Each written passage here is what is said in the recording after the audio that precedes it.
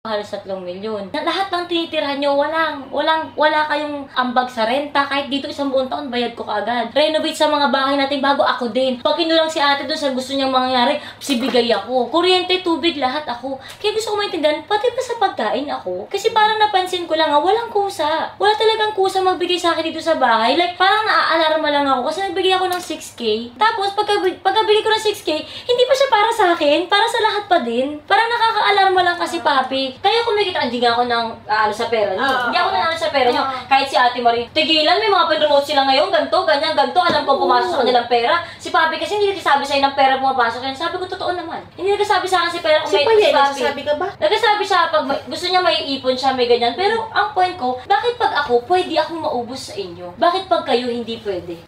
Sa lahat ng tinira ng Toro family, si Tony laging may sagot ng upa ng mga renta. Pagkatapos, siya rin yung renovate. Umabot na siya ng 4M. Siya rin sa kuryente, sa tubig. Kaya po siya naman. Ang nasa sa akin, baka naman sa pagkain, pwede nyo nang sagutin. Kasi ako nga kapatid, ako humiwalay ako eh. Kasi ayokong makadagdag ako sa gustusin. Gusto ko lagi lang akong dagdag tulong sa pagbayad. Kumbaga, tinuturuan ko sila maging responsable na hindi pwedeng yung isa lagi. Paano kapag yan, wala siyang karapatan magkasakit? Hindi po pwede. Kailangan may karapatan pa rin siyang magpahinga.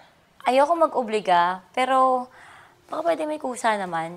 Yung ganung pakiramdam. Kahit din naman ako, nahihiya na ako. Alam mo, minsan, inaatake ako ng utak ko na humiwalay na lang kaya ako para hindi na ako dagdag pabigat man lang, ganun. Pero nasa isip ko, hindi ko man sila iwanan. Kaya nag-iisip ako, paano ba ako makakaambag? Yung akin naman, naiintindihan ko naman na hindi nyo rin ako pinipressure kasi nga kapanganak ko lang. Pero ako din naman, deep inside, sa sarili ko, pinipressure ko na rin yung sarili ko kasi hindi ko pwedeng paghintayin kayo na kailan ba ako makaka-recover.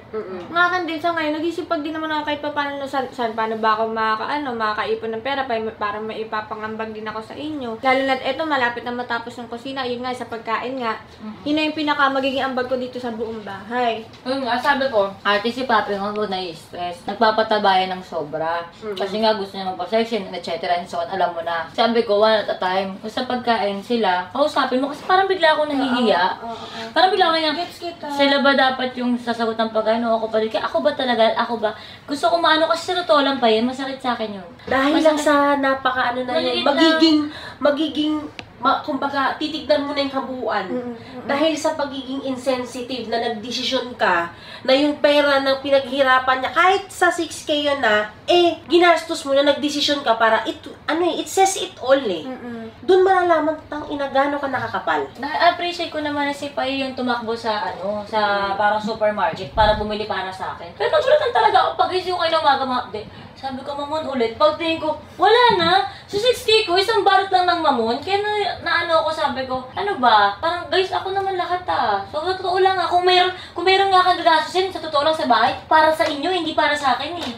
So, parang, alam mo yun, hindi naman ako alam ko sa ngayon talaga, ako yung mas malakas kumita. Alam ko naman kung si Papi ang mas kikita ng katulad ng sa akin, sasagutin niya yung lahat, makikipag-unahan sa akin. Yan si Ate Marie, ganun din. Pero sa ngayon, kailangan lang talaga magkaroon ng toka. Yung feeling lang ng parang nagiging panakot sa akin is, pwede naman kami bumukod eh. Alam ko naman na kaya na. Matagal na to eh. Nangyari na maraming beses sa akin to. Pag kaya na kasi nila, kaya naman na namin eh. Di alis na lang kami kung ganun. Yung point na, kaya pala eh. Bakit hindi nyo itulong sa bahay? Tulungan nyo ako. Pag tinulungan nyo naman ako sa gasto sa bahay, hindi naman siya para sa akin, para siya sa ating lahat. Pero nagiging option nila na umalis na lang, magsolo, magganyan. Bilang may abandon issues ako, parang paulit-ulit nangyayari sa akin to. Kaya parang pag nasasabi yun sa akin, nasasaktan talaga ako. Kung kaya naman pala, edi sana kayanin na magtulungan tayo sa gasto sa bahay. Diba? Hindi naman malaking hinihingi ko. Hindi naman ako sa totoo lang nag-oobliga. Kaya naman eh. Hindi magtulungan tayo. Pero kayo, bahala kayo. Choice niyo yan eh. Kaya niyo naman eh. Pwede naman na kayo umalis. Kung ganun yung na-fulfill niyo. Siyempre, pinangakuan ka na hindi ka nga iiwanan. Pero gagawin nila. So, andun na tayo. Na ganun talaga ang buhay. Na may dadaan lang sa'yo, okay lang naman yon. Kahit siyempre, masakit sa akin kasi mamimiss ko nga sila. Pero, baka pwede magtulungan. Yun lang naman.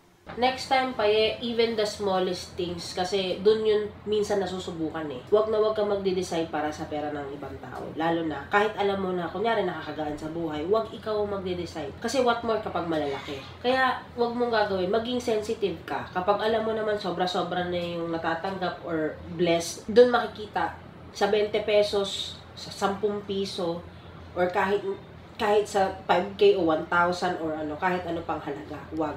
At saka isa pa, papi, tumigil ka nakaka-drive, hindi ka na pwede mag-drive. Nag-beses ka na bumabangga. Bumangga daw to kanina. Alam mo ba? Sinisingitan kasi kami. Papi, ilang taon na ako nagda-drive, never akong bumangga. Napansin ko na yun sa'yo, kinausap na ako ni Harvey dyan. Tony, iba na yung driving ni Papi ngayon. Sabi niya, tapos, nung nakita ko na ginasgasan niya yung sasakyan, ang sabi mo kaya, ano mo na yung anak mo ito? Ikaw pa yung galit. Umuulan naman kasi, no? Hindi ko makita yung daan. After nun, ngayon naman kasi sa nasingita ka, sabi mo sa'yo, Papi, kaya ayaw ka ng motor, di ba? Mas gusto ko sasakyan, bakit?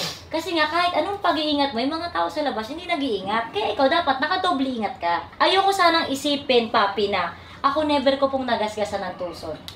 Lahat ng sasakyan ko, never kong nabangga. As in never. Ayoko isipin na ibinigay lang kasi. Hindi mo pinaghirapan, kaya hindi mo iniingatan. Kasi pag iningatan mo isang bagay, pinagpaguran mo, tangina ingatan mo yun, bahala ka, magpabilis, bahala kayo sumiksik dyan, basta ako,